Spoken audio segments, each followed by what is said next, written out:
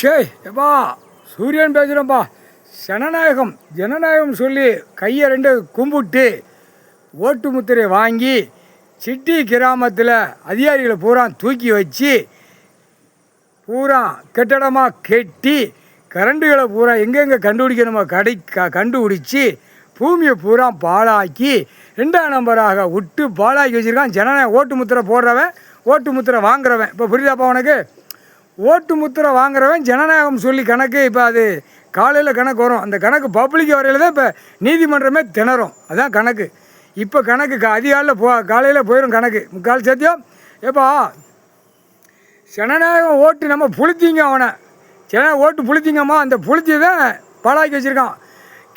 ஊனு கிராமத்தில் சிட்டி கிராமத்தில் இல்லை கோடிக்கணக்கான பேர் கிடக்கிற பூரா 2ஆம் நம்பருக்கு ஓடுதான். ஓடி அங்கங்கே பூரா கெமிக்கல், ஆல்கால், கஞ்சா, புயலை பூரா மது போதை பூரா கட்டடமாங்களை கெட்டி விவசாயத்தை அழித்து உள்ளே வாரான். கணக்கு எல்லா கணக்கும் மன்னன் ஈஸ்வரன் பரம சிவன் கையில் இருக்குது. அதாவது ஆட்டம் ஆடக்கூடாது. கோர்ட் எதுக்கு இருக்குது, நீதிமன்றம் எதுக்கு இருக்குது, அதான் கணக்கு பிடிக்கும். முக்கால் சத்தியம். ஜனநாயக ஓட்டு முத்திரை போடுறவனையும் ஆதார கார்டு ரேஷன் கார்டில் பிடி வரும்.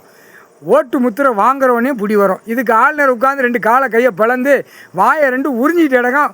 ஒவ்வொரு மாநிலத்தை தமிழ்நாட்டில் ஒருத்தர் உரி தான், டெல்லியில் ஒருத்தர் உரி தான், ஊடாளப்பட்ட மாநிலத்தை ஆளுநர் உரி தான். இவனை கண்டுபிடிச்சி உள்ளதுக்கு போகிறோம்ல. அப்போ எல்லா பேரும் அச்சடித்த பேப்பரை வச்சு உட்காந்து நாற்கால் சேரில் உட்காந்து காலை 2ஐயும் பிளந்து ஓட்டி வாயை வச்சு உரிதான். அப்போ உரிதான். உறிஞ்சவனுக்கு என்ன அடி இருக்கும்?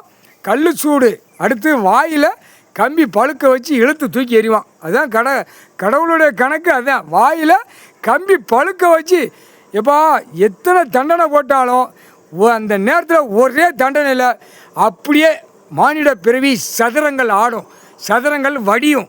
மானிட ஆணும் பெண்ணும் முக்கால் சத்தியம்.